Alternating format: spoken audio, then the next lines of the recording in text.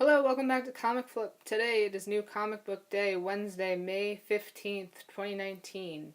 Let's jump into the polls. Starting off with Independence, from Dynamite I picked up Bettie page number 5. This is the photo variant. From Image Comics I picked up Giddeon Falls number 13. This is by Jeff Lemire. There were two covers for this book. I went with the Walta cover. It has a main character on it. The other one I didn't really quite like. It has clocks on it. But this is part 2 of Stations of the Cross. You're going from the Old West to a steampunk version of Giddeon Falls. I've been following this book from the very beginning, so I'm interested to see how it all ends. Then I got High Level number 4 from DC/Vertigo. In the previous issue, Minnow and 13 got separated, so this issue is going to be all about 13 trying to find Minnow. Apparently she has to go to some place called Pleasure Island, so it should be interesting. From Dark Horse, I got Last Stop on the Red Line number 1. This is written by Paul Mayberry, illustrated by Sam Lotfi, and was completely sold out at my shop. It's a mystery murder book.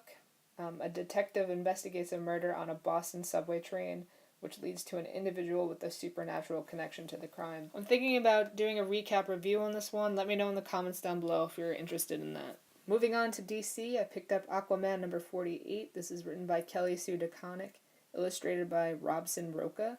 This is the first appearance of Mother Shark, and there are two covers for this book. There's this one and a Middleton cover. I like this one a lot because you have the shark mouth. I think that's really badass. And usually with key books like this, you want to go for the regular cover for the long-term investment.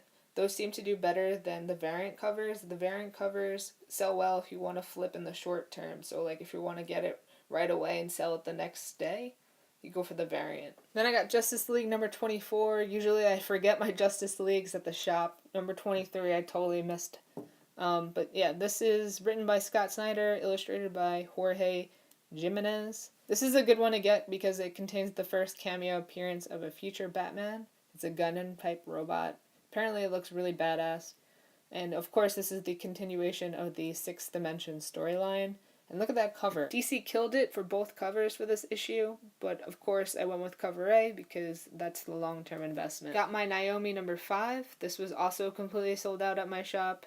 This is a very good one to get because it's the origin story of Naomi, which is seemingly inspired by Superman's origin story.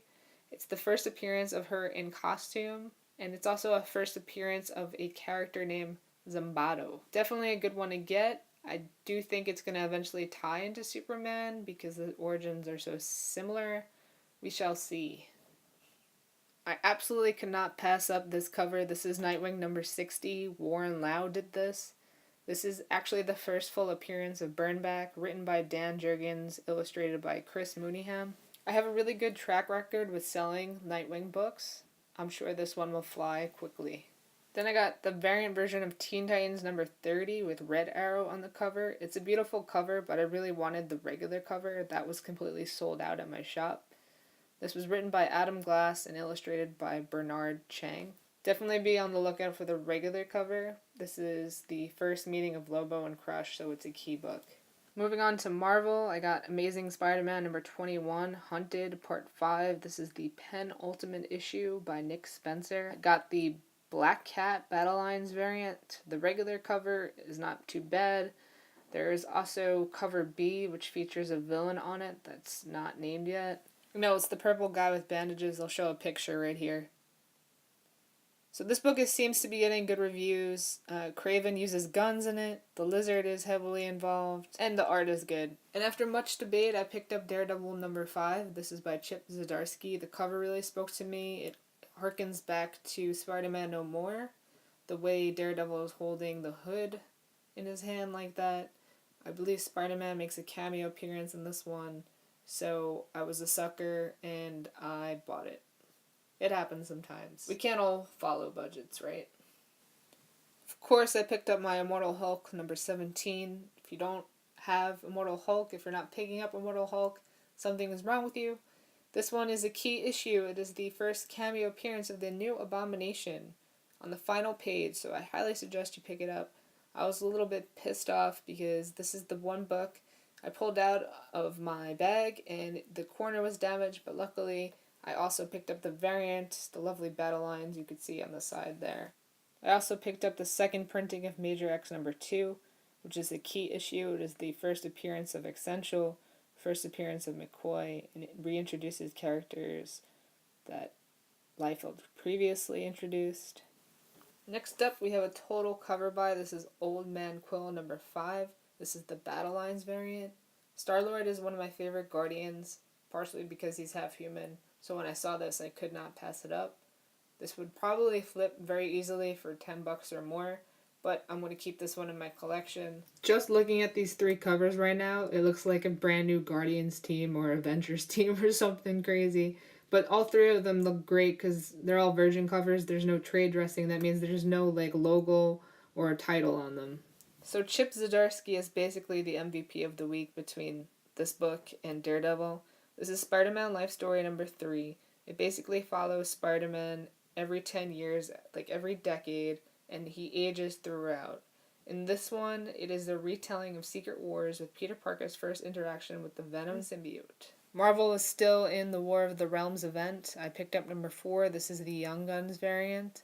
I thought it was badass. It has Spider-Man and Cap on it, 2 of my faves, and a giant's head. Of course, this is written by Jason Aaron, illustrated by Russell Dutterman. I also got Strikeforce War Avengers number 1 because you have your first team appearance right on the cover here. The first team appearance of the War Avengers, to be exact.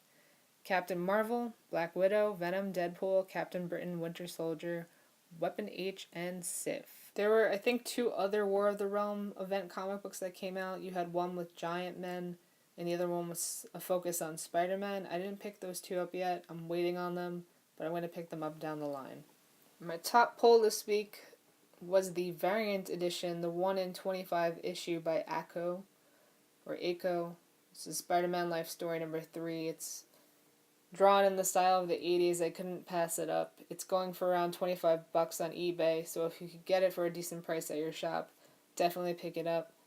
I think the run is worth checking out. Chip Zdarsky is killing it. Alright guys, that's it for my haul video for this week's new comic book day, Wednesday, May 15th, 2019. Let me know in the comments down below what you guys are picking up. Also, a big hello to the new subscribers. Make sure you let your friends know. Hit that like button, subscribe, do all those things that YouTubers tell you to do. And I'll see you guys very soon in another comic flip video.